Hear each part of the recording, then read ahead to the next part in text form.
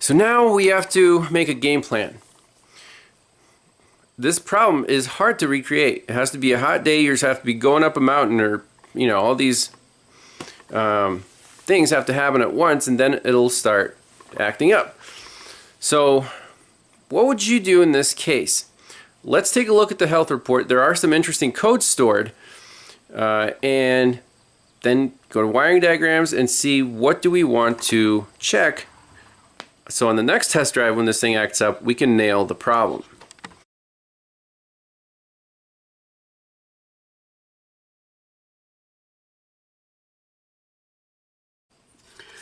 Okay, so this is the health report that I saved right after it crapped out.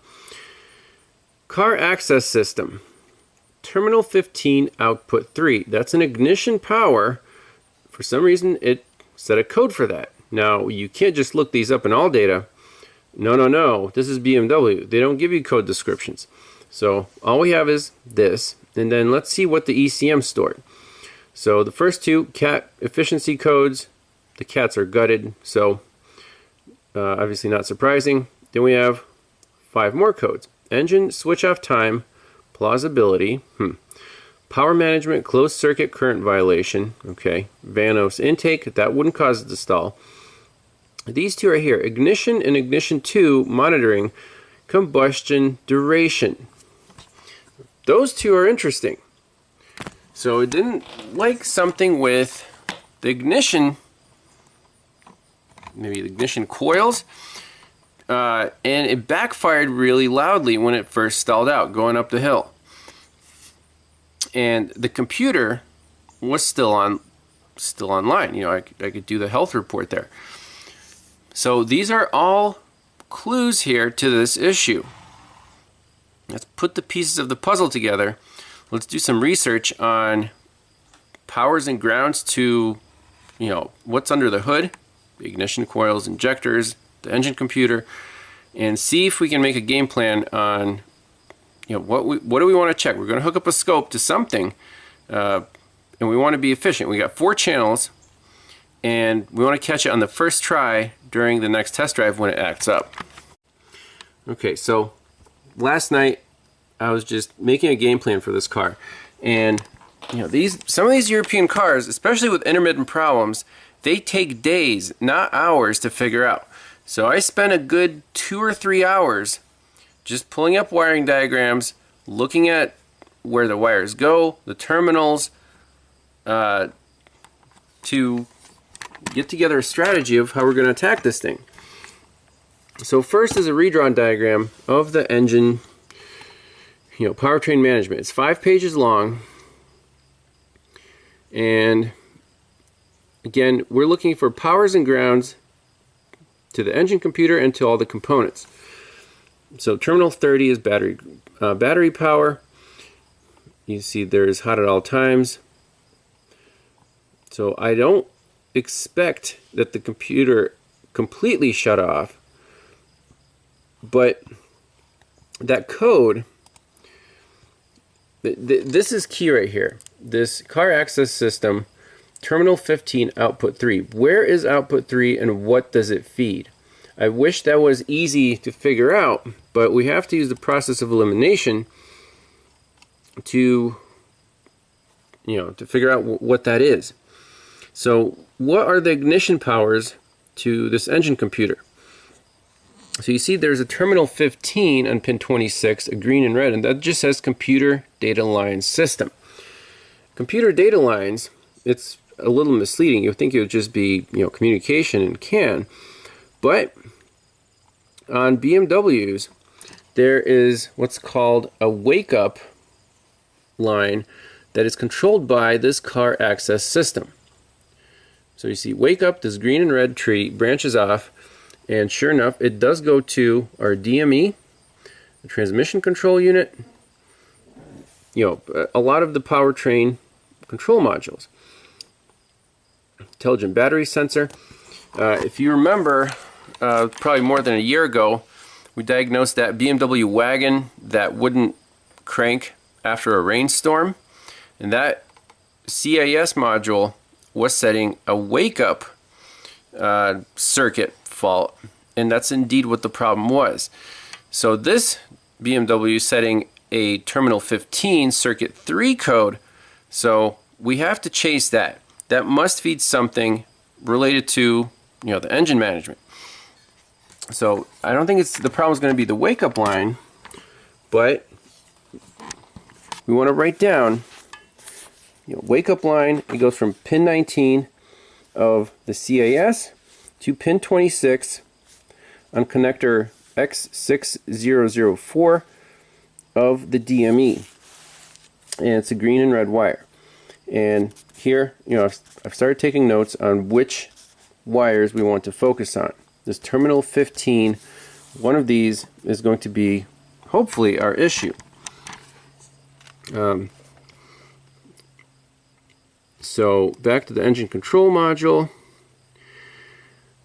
Let's see, ignition coils right here, where do they get the power? Well, they get the power from this terminal 15 power saving relay. Again, I don't know where this relay lives or what controls it. Actually, the control is right here, car access system under left side of dash. So pin 7, green and white wire, switching on this relay for the ignition coils. So that's, we also have to take that into account. What if this is the output 3, you know, terminal 15, and this craps out? Then your ignition coils are going to lose power. And that would kind of explain the symptoms where the engine shut off, but the engine computer stayed online, and it set those, you know, combustion codes. So let's write that down. So terminal 15, green and white, pin 7, and that feeds or controls this K6326 relay, power save relay that powers the ignition coil. Now again, why do I have, you know, 10 windows open here? Because we want to see where this relay lives. So K6326 lives right by the engine computer in the DME box by this strut tower. So that's handy. We'll keep that in mind. Let's keep going and see if there are any other ignition inputs to this engine computer. So whenever possible, you do want to use the OE wiring diagrams because they have more information stored in the diagram, especially the differences between these models. They have different engines, they have different, you know, computers. So for this engine computer, this diagram is called Supply DME Control Module. Okay, so this is powers, grounds, and communication to the engine computer. All right. So we have constant power there. This is the DME relay. We have a switched ignition power right here, red and white wire, and then green and red, pin 26, that's the 15W UP, that's the wake-up line coming from the car access system. We have 2 CAN lines, and check this out, 15, terminal 15 MFS. I'm not exactly sure what MFS is, but it's a green and blue wire going to pin 29 from the car access system. So I wrote that down right here, green and blue, pin 36 to pin 29 at the DME, same connector, 6004, 40 pin.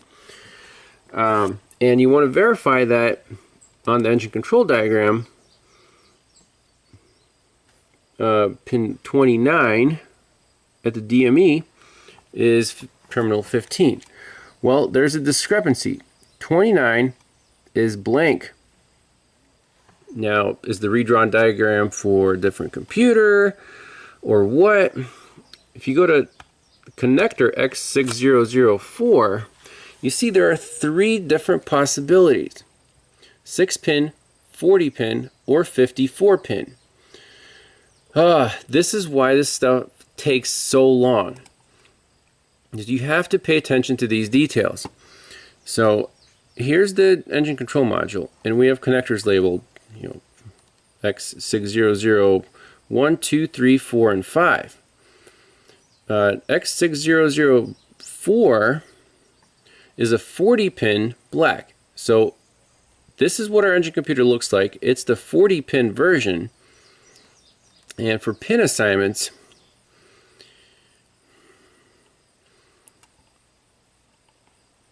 so this is the connector we're worried about. What is pin 29?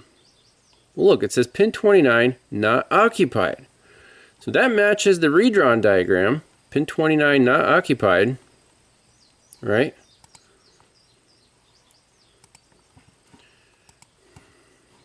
I see it's too many windows. But why does it not match this diagram? Supply DME. Car access system on pin 29. I looked at the car. This wire is indeed missing. So we don't have this circuit whatsoever. Interesting to note.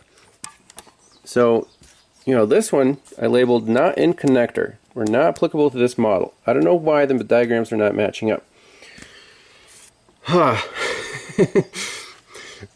Anything else worth looking at?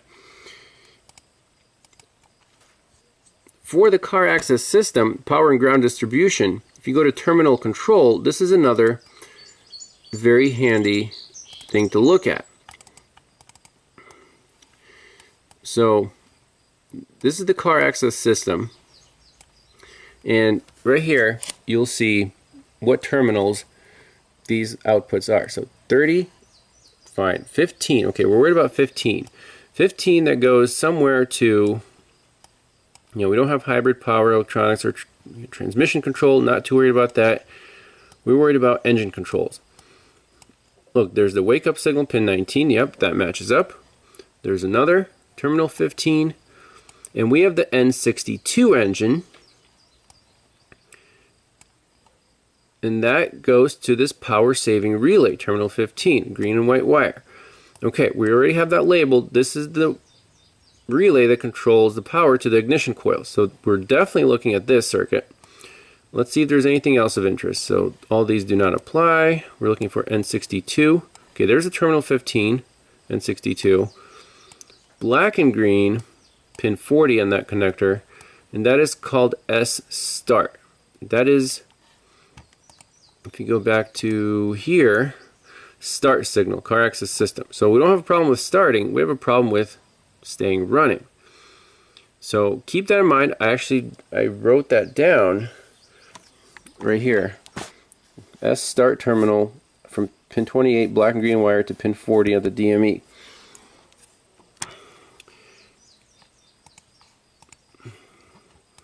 Anything else? Keep going over here. We have terminal R. Nothing to do with engine controls. Okay, terminal 15, N62. Here's that 15 MFS again, pin 29. That's the one this car for some reason does not have. I can't explain this. It says N62 engine. We don't have this. It's not in the connector whatsoever. Keep going. Terminal 50. This powers up the starter solenoid. Again, it cranks, but sometimes it doesn't start after this episode. So basically we narrowed this down to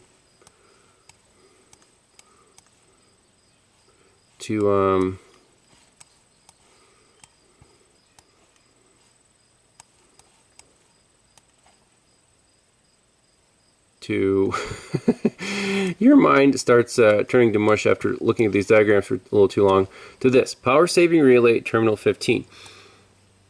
So let's locate this relay, locate the DME and the connector 6004, and figure out where we want to put our scope.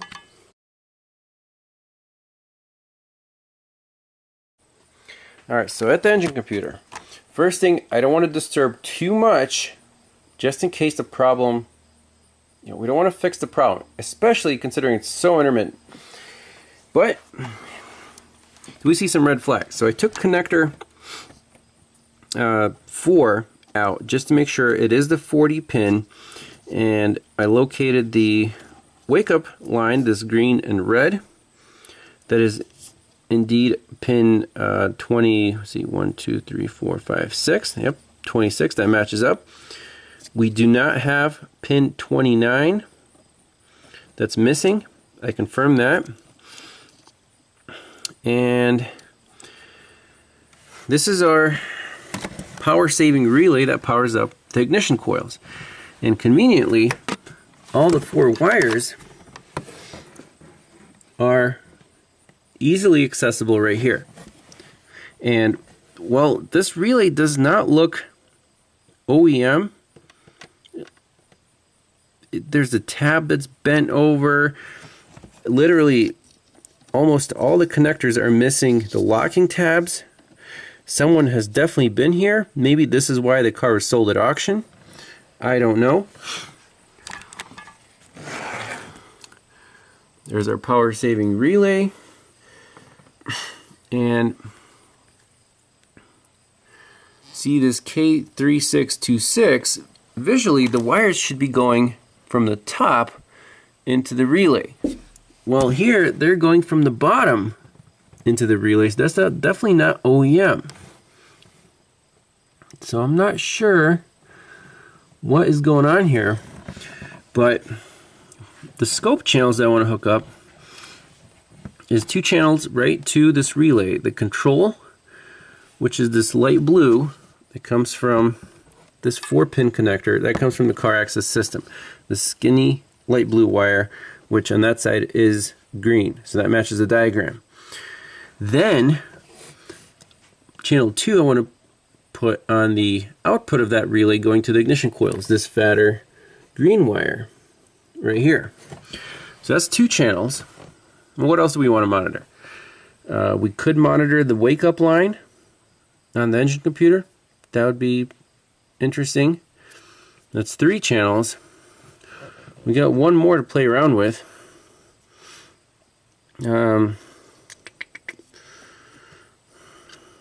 I mean, we could start with 3 channels and try to get this thing to act up. I mean, we can put a wire on an ignition coil control just to, you know, see what the computer is sending out, you know, if we're going to be missing an injector pulse or an ignition pulse. But all the checks we can do right in this rat's nest of European wiring. Alright, here's the setup. Channel 1 is on the control wire for that power saving relay. Channel 2 is on the load output side going to the ignition coils from the power saving relay. Channel 3, green, is on an ignition coil control wire, you know, 1 of the 8, don't really care. Channel 4 is on a fuel injector control wire because I want to see ignition and injection pulses to see, you know, what stops first or what will we be missing when this car hopefully acts up. Now, having gone through all that, the hard part is getting this car to act up. So I'm gonna get the scope rolling, take it up over the mountain. It's gonna probably take an hour round trip, depending if it stalls or not. And hopefully we'll see something interesting. I also want to clear all the codes out so we start from scratch. When the car acts up, we'll get codes and hopefully we'll see something interesting on the scope.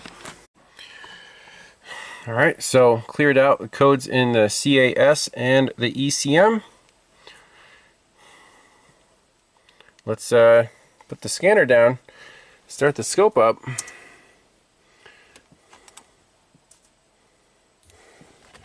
Fire this thing up. Make sure we have good connection, good voltage.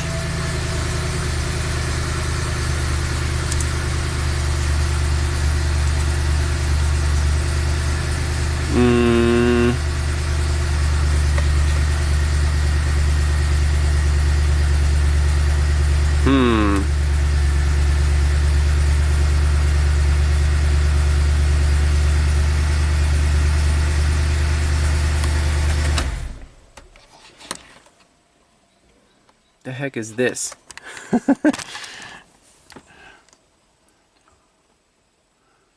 Why are we dropping to 8 volts? So this is the CAS control. That's the output.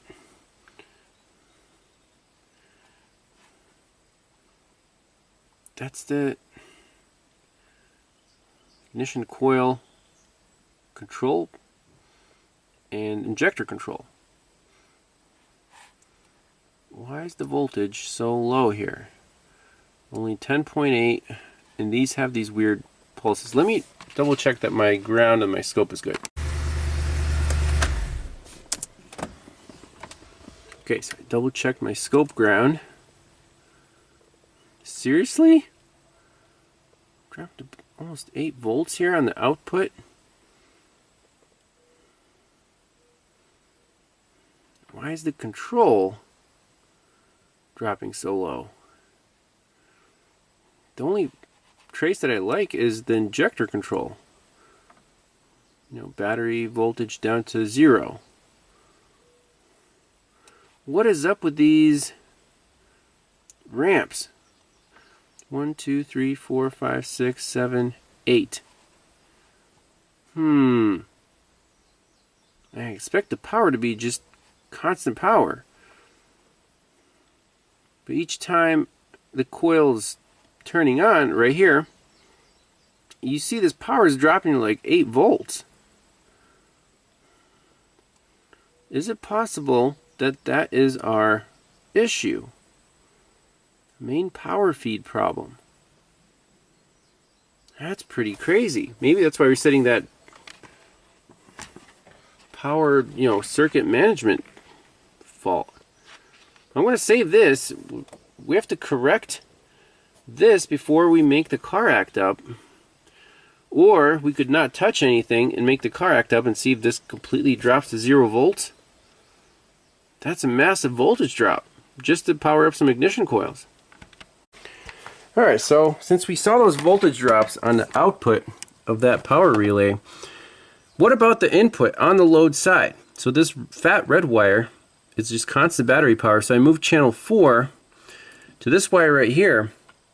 So if power going in is nice and stable, battery voltage, and the power going out has those huge voltage drops, we know that the relay contacts are just getting pitted, and as they heat up, it probably drops out completely. Let's see what the scope shows. Remember, this is data-driven diagnostics. So when you do each experiment, you design it, you make a hypothesis, and you also want to think about, if we see this, what our next step is going to be. If we see this, what is our next step going to be? So kind of make a prediction, what you expect to see, and that just makes you think through how the system works. So it's a simple relay, 4-pin. Is there a voltage drop across the relay on the load side when the relay switched on? That's what we want to find out in this next experiment, before even going on this dangerous test drive. Right? So, let's see here. Zoom out. Okay, scope is rolling. So you can see the yellow trace is high. It's at battery voltage. Let's fire up the car.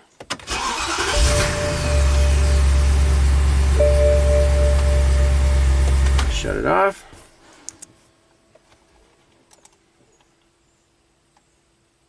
Wow. This is nuts. Look at that. Yellow trace stays perfectly level. Now, I don't know why it's only 11.3 volts. That seems kind of low to me. But the output of the relay has these big voltage drops. They go from 11.3 down to almost 8 volts each time an ignition coil is drawing.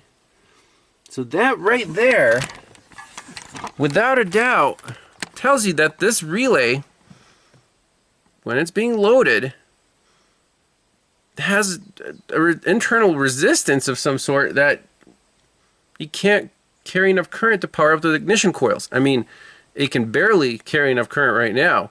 When we take it up the mountain and get it nice and hot, I'm sure we're going to see the failure. Since this is an obvious problem, and I don't want to get killed on the side of a mountain, I think I'm just going to replace that relay. We're going to see if those voltage drops go away. And if they do, I'm going to call this car fixed. We'll take it up over the mountain and stuff, but I'll feel, you know, a lot safer with my ignition coils not cutting out.